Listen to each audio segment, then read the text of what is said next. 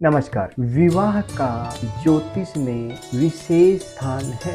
वैदिक ज्योतिष के अनुसार विवाह संस्कार केवल सामाजिक या धार्मिक प्रक्रिया नहीं है, बल्कि यह ग्रहों, भावों और कर्मों के गहरे संबंध से जुड़ा हुआ है।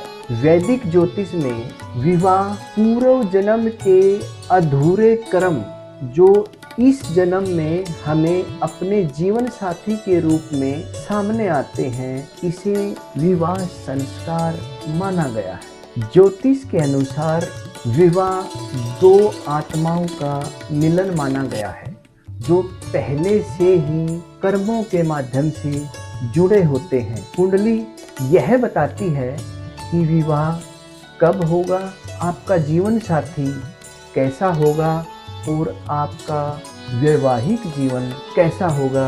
इसमें मुख्य भूमिका ग्रहों और भावों की रहती है। विवाह के लिए मुख्यतः 7वां भाव बहुत जिम्मेवार है। यह विवाह का मुख्य आधार माना गया है। यह दर्शाता है कि जीवन साथी कब आएगा, शादी का सही समय क्या है और वैवाहिक संबंध कैसे रहेंगे। अगर कुंडली का 7वां भाव मजबूत है तो विवाह समय पर होता है और जीवन साथी भी बहुत अच्छा मिलता है। अगर 7वां भाव कमजोर है तो विवाह में देरी होगी और जीवन साथी के साथ मतभेद रहेंगे।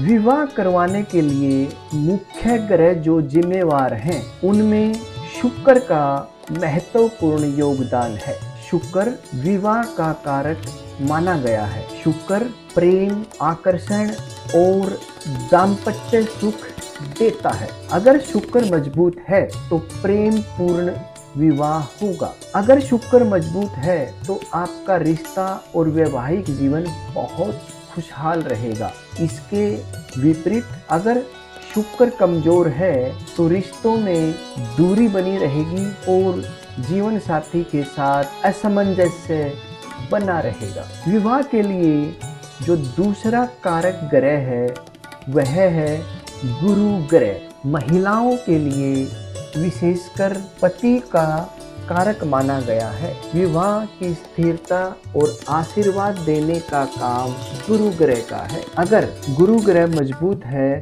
तो जीवन साथी अच्छा और सुखी विवाह देगा। विवाह के लिए जो तीसरा मुख्य कारक ग्रह है वह है मंगल।